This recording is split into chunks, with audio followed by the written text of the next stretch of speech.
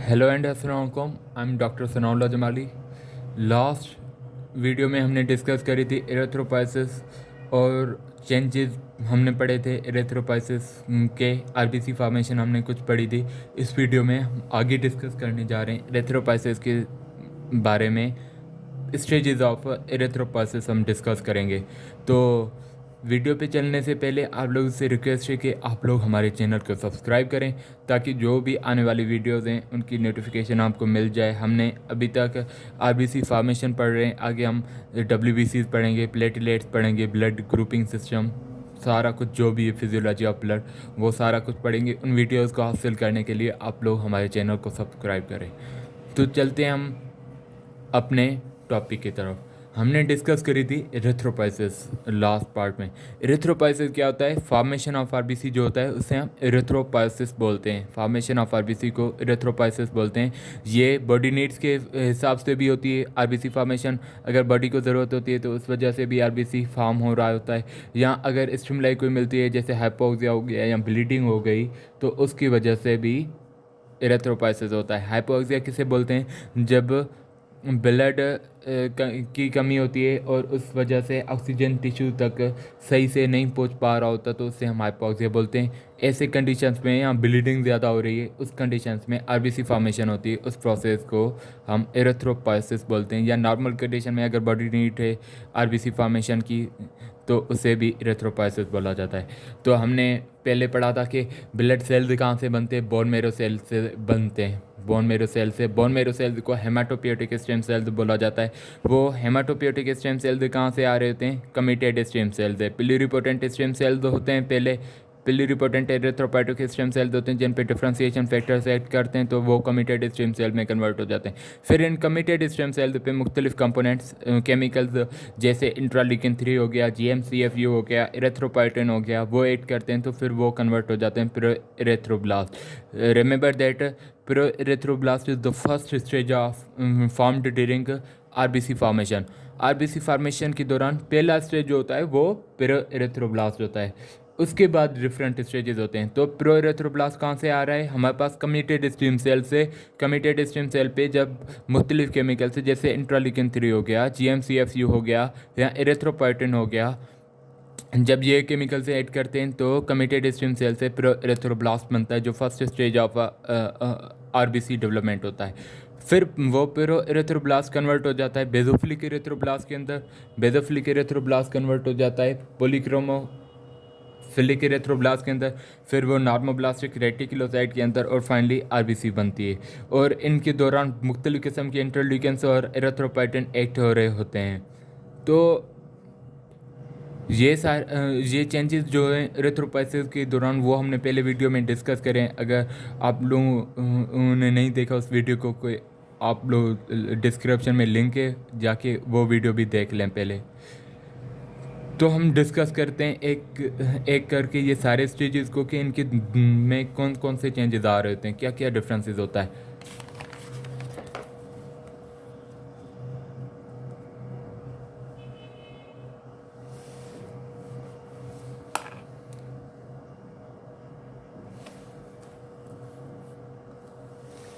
Pro-erythroblasts, it has a large nucleus with free ribosomes in the cytoplasm. It has a large nucleus with free ribosomes in cytoplasm, giving the cytoplasm basophilic appearance. Pro-erythroblast जो होता है उसके पास एक बड़ी nucleus होती है और free ribosomes होते हैं साइटोप्लाज्म के अंदर, और बेसोफिलिक अपीयरेंस होती है। बेसोफिलिक अपीयरेंस होती है, ब्लू कलर की अपीयरेंस होती है बेसोफिलिक। लार्ज न्यूक्लियस होती है फ्री राइबोसोम्स इन साइटोप्लाज्म और जो उसे बेसोफिलिक अपीयरेंस दे रहे होते हैं। जब प्रो-एरिथ्रोब्लास्ट फिर वो कन्वर्ट हो जाता है बेसोफिलिक एरिथ्रोब्लास्ट के अंदर। बेसोफिलिक एरिथ्रोब्लास्ट जो होता है सिमालर होता है, उसके पास सिमालर न्यूक्लियस होती है, बट साइटोप्लाज्म ज़्यादा बेसोफिलिक होती है। सिमालर होता है as compared to pro erythroblast और सिमालर न्यूक्लियस होती है इसके पास। यहाँ पे तो लार्ज न्यूक्लियस है प्रो एरिथ्रोब्लास्ट के अंदर, लेकिन बेसोफिलिक एरिथ्रोब्लास्ट में वो सेल भी सिमाल हो जाती है और न्यूक्लियस सिमालर हो जाता है, लेकिन ज़्यादा बेसोफिलिक होता है प्रो एरिथ्रोब्लास्ट से। क्यों? क्योंकि यहाँ पे आरबीसी राइबोसोम्स जो हैं वो साइटोप्लाज्म के अंदर वो इंक्रीज़ हो रहे होते हैं। राइबोसोम्स इन द साइटोप्लाज्म वो इंक्रीज हो जाते हैं और वो राइबोसोम्स जो होते हैं वो इन्वॉल्व होते हैं प्रोडक्शन ऑफ हेमोग्लोबिन में। हेमोग्लोबिन प्रोडक्शन में वो राइबोसोम्स इन्वॉल्व होते हैं, तब भी ये इनकी साइटोप्लाज्म जो होती है वो ज़्यादा बेसोफिलिक होती है, तो उस वजह से हम इसे बेसोफिलिक इरेथ्रोब्लास्ट बोलते हैं। बेसोफिलिक इरेथ्रोब्लास्ट कन्वर्ट हो जाता है पॉलीक्रोमोमेटिक इरेथ्रोब्लास्ट के अंदर। पॉलीक्रोमेटिक इरेथ्रोब्लास्ट इनका साइटोप्लाज्म जो है वो ग्रेयर नज़र आता है due to increase acidophilic staining. Acidophilic staining बढ़ जाती है क्योंकि हेमोग्लोबिन प्रोड्यूस हो रही है, हेमोग्लोबिन प्रोडक्शन हो रही है। यहाँ पे हमने डिस्कस करी कि राइबोसोम से ज़्यादा होते हैं, उसकी वजह वो राइबोसोम्स इन्वॉल्व होते हैं हेमोग्लोबिन की प्रोडक्शन के अंदर। अब हेमोग्लोबिन प्रोड्यूस होगी तो एसिडोफिलिक स्ट्रेनिंग हो जाएगी, साइटोप्लाज्म जो है वो एसिडिफाई हो जाएगी और उस एसिडिफाई की वजह से इनका साइटोप्लाज्म पॉलीक्रोमेटिक बन जाएगा, ग्रेड नज़र आएगा। पॉलीक्रोमेटिक लफ्ज़ से मीन्स ज़्यादा कलर जिसमें हो, तो इनका साइटोप्लाज्म जो है वो ग्रेड नज़र आ जाएगा, कलर्ड नज़र आएगा due to increase acidophilic staining. और वो increase acidophilic staining because of presence of haemoglobin की वजह से हो रहा है। और ये हेमोग्लोबिन हमने डिस्कस करी कि बेसोफिलिक इरेथ्रोब्लास्ट के अंदर राइबोसोम से ज़्यादा होते हैं और वो हेमोग्लोबिन प्रोडक्शन करवा रहे होते हैं। तो फिर पॉलीक्रोमेटिक इरेथ्रोब्लास्ट जो होता है वो कन्वर्ट हो जाता है आर्थोक्रोमेटिक इरेथ्रोब्लास्ट के अंदर। आर्थोक्रोमेटिक इरेथ्रोब्लास्ट जिसे हम नॉर्मोब्लास्ट भी बोलते हैं, नॉर्मोब्लास्ट भी इसे कहा जाता है। It is incapable of cell division and is slightly larger than mature erythrocyte with small dense nucleus। ये सेल डिवीजन नहीं कर पाता। फ़र्क क्या होता है कि ये सेल डिवीजन नहीं कर पाता, यहाँ पे डिवीजन हो रही है लेकिन यहाँ पे सेल डिवीजन आके ख़त्म हो जाएगी। और ये फ़कत थोड़ा मैच्योर होता है एरिथ्रोसाइट से, मैच्योर एरिथ्रोसाइट से थोड़ा लार्जर होता है। Erythrocyte red blood cell RBCs को बोलते हैं, उससे थोड़ा बड़ा होता है और इनके पास स्मॉल डेंस न्यूक्लियस अभी तक पड़ी हुई है। याद रखिएगा कि हमने features of RBC first video में हमने डिस्कस करी थी कि आरबीसीज के पास न्यूक्लियस नहीं होता, वो नॉन न्यूक्लिएटेड होते हैं। लेकिन यहाँ पे आर्थोक्रोमेटिक इरेथ्रोब्लास्ट के अंदर, नार्मोब्लास्ट के अंदर स्मॉल डेंस न्यूक्लियस पड़ा हुआ है, मतलब अभी आरबीसी नहीं बने, स्मॉल न्यूक्लियस है। लेकिन ये मैच्योर इरेथ्रोसाइट से थोड़े बड़े होते हैं और सेल डिवीजन नहीं कर पा रहे होते। इन्हें आर्थोक्रोमेटिक इरेथ्रोब्लास्ट को नार्मोब्लास्ट भी कहा जाता है। फिर ये जो आर्थोक्रोमेटिक इरेथ्रोब्लास्ट है ये कन्वर्ट हो जाएंगे पॉलीक्रोमेटोफिलिक इरेथ्रोसाइट के अंदर। याद रखिएगा क्या किस चीज़ में कन्वर्ट हो जाएंगे, ये कन्वर्ट हो जाएंगे पॉलीक्रोमेटोफिलिक इरेथ्रोसाइट के अंदर, जिसे हम रेटिकुलोसाइट भी बोलते हैं। Also called as reticulocyte when formed when nucleus is extracted from the normoblast. याद रखिएगा पॉलीक्रोमेटोफिलिक इरेथ्रोसाइट कब बनते हैं, जब न्यूक्लियस जो होती है वो एक्सट्रैक्ट हो जाती है फ्रॉम नार्मोब्लास्ट। जब न्यूक्लियस से नार्मोब्लास्ट से निकल जाती है, ख़त्म हो जाती है, तो उसके बाद पॉलीक्रोमेटोफिलिक इरेथ्रोसाइट या रेटिकुलोसाइट बनते हैं। पॉलीक्रोमेटोफिलिक इरेथ्रोसाइट या रेटिकुलोसाइट तब बनते हैं जब न्यूक्लियस नार्मोब्लास्ट से ख़त्म हो जाएगी। जब न्यूक्लियस नार्मोब्लास्ट से निकल जाएगी तो फिर पॉलीक्रोमेटोफिलिक इरेथ्रोसाइट और रेटिकुलोसाइट बनेगी।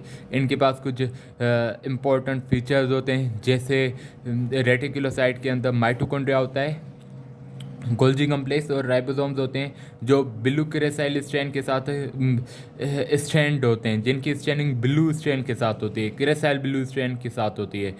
याद रखिएगा इनके पास माइटोकॉन्ड्रिया होता है, गोल्जी कम्प्लेक्स होता है, राइबोसोम्स होते हैं जो स्ट्रैंड होते हैं विद ब्लू क्रेसाइल स्ट्रैंड। और रेटिकुलोसाइट ऑक्सीडेटिव प्रोसेस में जा सकते हैं। ऑक्सीडेटिव प्रोसेस हमने पहले भी डिस्कस करी कि जिसमें ऑक्सीजन ऐड हो रही हो या हाइड्रोजन रिमूव हो रहा हो। रेडॉक्स रिएक्शंस होते हैं, रेडक्शन ऑक्सीडेशन रिएक्शन। तो इन ऑक्सीडेशन रिएक्शंस के अंदर ये रेटिकुलोसाइट जा सकती है, लेकिन जो आरबीसीज हैं वो ऑक्सीडेटिव रिएक्शंस के अंदर नहीं जा सकते। They are unable to undergo in oxidative processes but this is reticulocyte, these are not RBCs, so they can go under oxidative process. ये ऑक्सीडेटिव प्रोसेस के अंदर जा सकते हैं। Remaining 20% of haemoglobin is formed in it.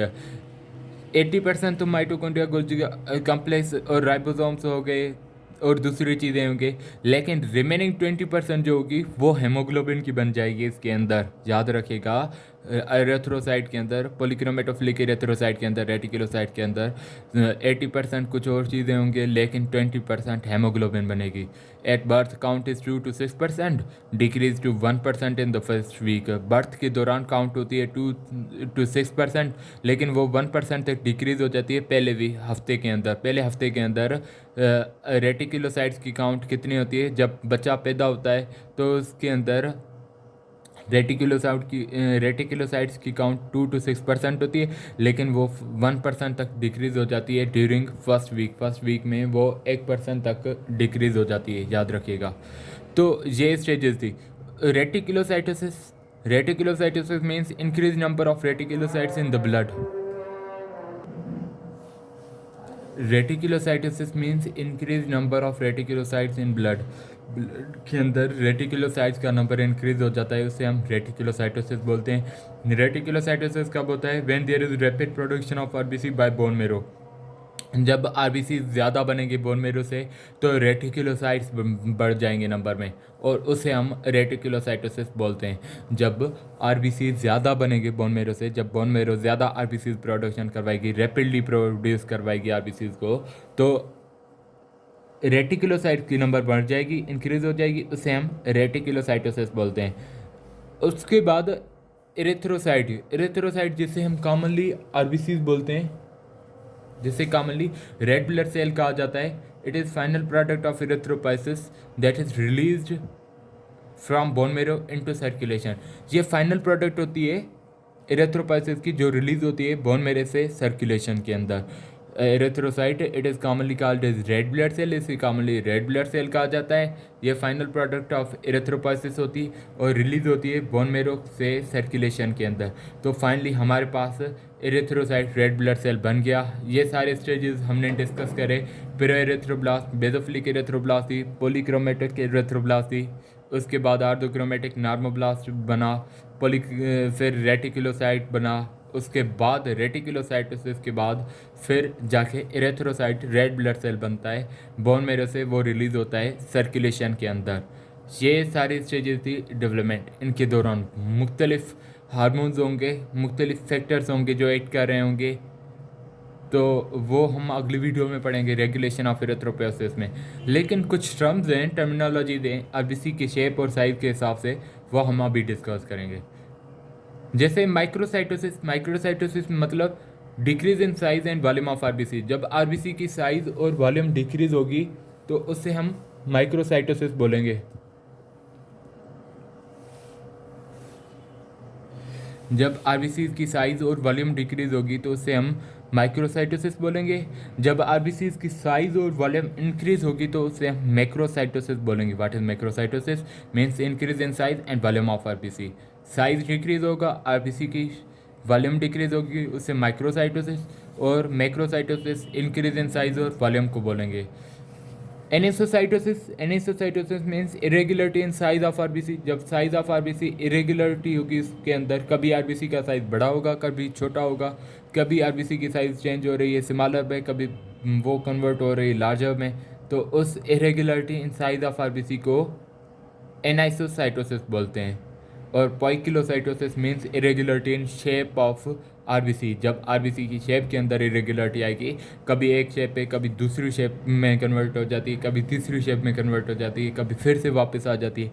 इस irregularity को, shape के अंदर इरेगुलरिटी को, उसे हम क्या बोलते हैं? पॉइकिलोसाइटोसिस।